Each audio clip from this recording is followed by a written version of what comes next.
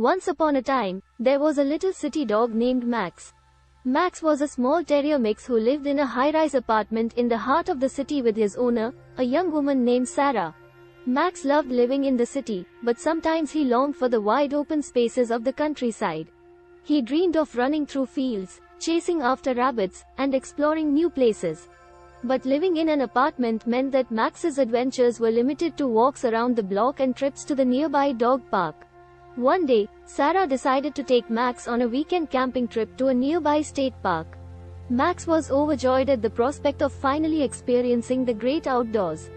As soon as they arrived, Max leapt out of the car and started running through the woods, his nose sniffing out all sorts of interesting smells.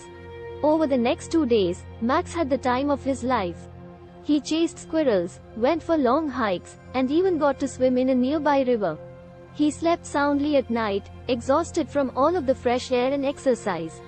But when it was time to go back to the city, Max found that he wasn't quite ready to leave his newfound love of nature behind. He started to feel restless and unhappy in the confines of the apartment, longing for the freedom of the open fields. One day, Sarah noticed Max's restless behavior and realized that he needed more than just a weekend escape to the country. She decided to start taking Max on longer walks through the city's parks and green spaces, and even started taking him on day trips to nearby hiking trails and nature reserves. With each new adventure, Max became more confident and happy. He learned to appreciate the beauty of the natural world, even in the midst of the city. And while he still loved his life in the high-rise apartment, he knew that there was so much more out there for him to discover.